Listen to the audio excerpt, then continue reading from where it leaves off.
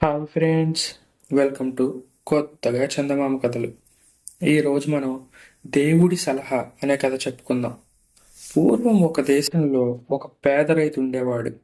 వాడికి 7 పిల్లలు. ఒక్కొక్కప్పుడు ఇంట్లో తినడానికి చిన్న రొట్టె ముక్క కానీ, తాగడానికి గంజి కానీ ఉండేది కాదు.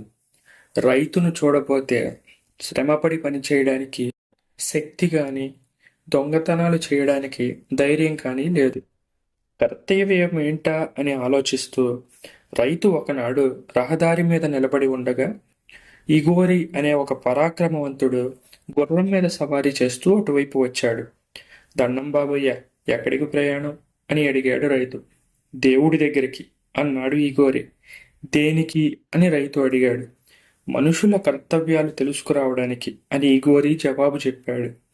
నీకు పుణ్యం ఉంటుంది.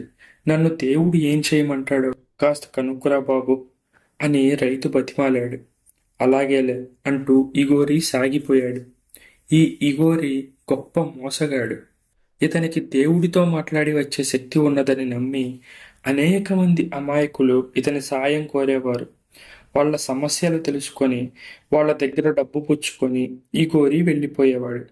కొంతకాలానికి తిరిగి వచ్చి దేవుడు నిన్ను ఈ విధంగా చేయమన్నాడు అని అందరికీ తలా ఒక సలహా ఇచ్చేవాడు. వాళ్ళు చాలా సంతోషించేవాళ్ళు. జనాన్ని ఇలా మోసగించిన డబ్బుతో ఇగోరి జలతారు దుస్తులు ధరించి బంగారు జీనుగల గుర్రం మీద ఎక్కి తిరుగుతూ ఉండేవాడు. రైతు ఇగోరి రాక కోసం రహదారిపైన కాపు వేసి ఉండి అతను కనిపించగానే, నా విషయం దేవుడితో మాట్లాడావా? దేవుడు ఏం సలహా ఇచ్చాడు అని అడిగాడు. నేను నీ విషయం దేవుణ్ణి అడగడం మరిచాను అన్నాడు ఇగోరి. మరుసటి రోజున ఇగోరి మళ్ళీ ఆ దారిన వెళ్ళేటప్పుడు రైతు అతని కోసం కనిపెట్టుకుని ఉన్నాడు. ఈసారైనా మర్చిపోకుండా దేవుణ్ణి నా విషయం అడుగు అన్నాడు.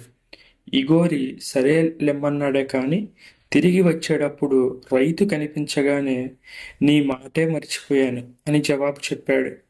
ఇలా అంటే ఆ రైతు తనకేమైనా ముట్ట చెబుతాడేమో అని ఇగోరి ఆశ.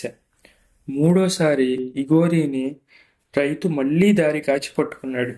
అయ్యా, దయచేసి ఈసారైనా దేవుడికి నా బాధ కొంచెం చెప్పొచ్చు కదా, నీకు పుణ్యం ఉంటుంది.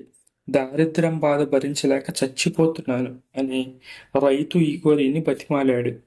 అదెంత భాగ్యం, అడుగుతానులే అన్నాడు ఇగోరి. అలా కాదు, నీవు మళ్ళీ మరిచిపోతావు. నీ బంగారు రికాబుల్లో ఒకటి నా దగ్గర ఉంచి మరీ వెళ్ళు. అలా అయితే కానీ నీకు జ్ఞాపకం ఉండదు. ఈ రికాబు నా దగ్గర ఉంచావంటే నన్ను జన్మలో మర్చిపోవు అన్నాడు రైతు. రికాబు ఇవ్వనంటే రైతు ఎక్కడ తన్నేస్తాడో అని ఇగోరికి భయం వేసింది. నిజానికి అతను పరాక్రమవంతుడిగా చలామణి అవుతున్నాడే కానీ నిజమైన పరాక్రమవంతుడు కాదు. అందుచేత గత్యంతరం లేనివాడై ఇగోరి తన గుర్రంజీను నుంచి ఒక రికాబు ఊడదీసి రైతుకిచ్చి ముందుకు సాగిపోయాడు.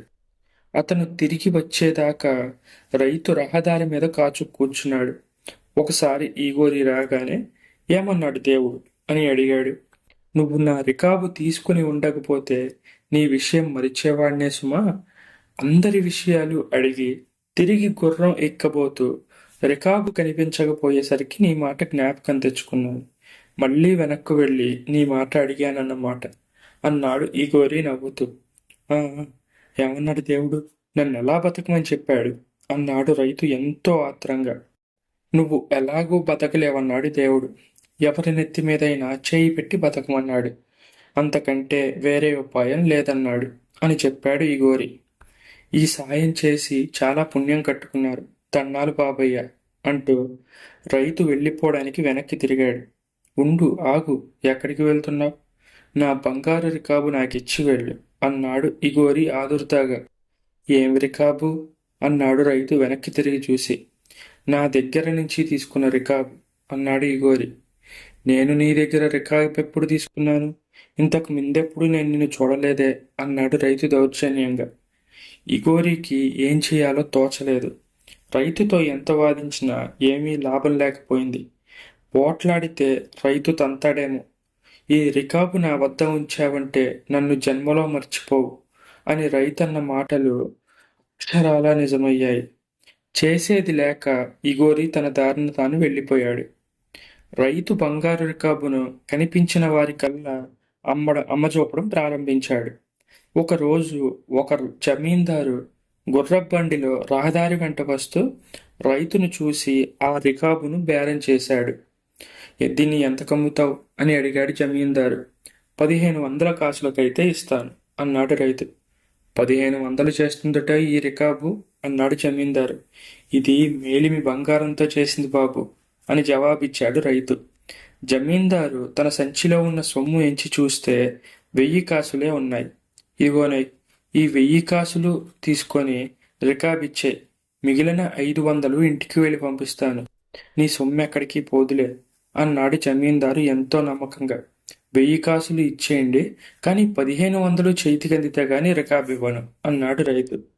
జమీందారు 1000 కాసులు రైతుకిచ్చి ఇంటికెళ్ళాడు. వెంటనే మరో 500 కాసులు తీసుకొని తన నౌకరికిచ్చాడు. ఇవి తీసుకుపోయి రైతుకివ్వు, బంగారు రికాబిస్తాడు, పట్టుకురా అన్నాడు. నౌకరు రైతు ఉండే గుడిసె వద్దకు వెళ్ళాడు. మా దొరగారు నీకు ఈ డబ్బిమ్మన్నారు అని చెప్పాడు. సరే, మీ దొరగారు ఇమ్మంటే ఇచ్చే అన్నాడు రైతు. నౌకరు 500 కాసులు రైతుకిచ్చి, ఇక రికాబు ఇచ్చే, తొందరగా వెళ్ళాలి అన్నాడు. రికాబేమిటి అన్నాడు రైతు. నీ దగ్గర మా దొరగారు కొన్న బంగారు రికాబు అన్నాడు నౌకరు. నా దగ్గర బంగారు రికాబు ఎక్కడిది అని అడిగాడు రైతు. లేకపోతే డబ్బెందుకు పుచ్చుకున్నావు, ఇచ్చేయి అన్నాడు నౌకరు. డబ్బా? ఏం డబ్బు అని అడిగాడు రైతు. నేను నీకిప్పుడు ఇస్తేనే 500 కాసులు అన్నాడు జమీందారు పంపిన నౌకరు నిర్ఘాంతపోయి. కాసుల?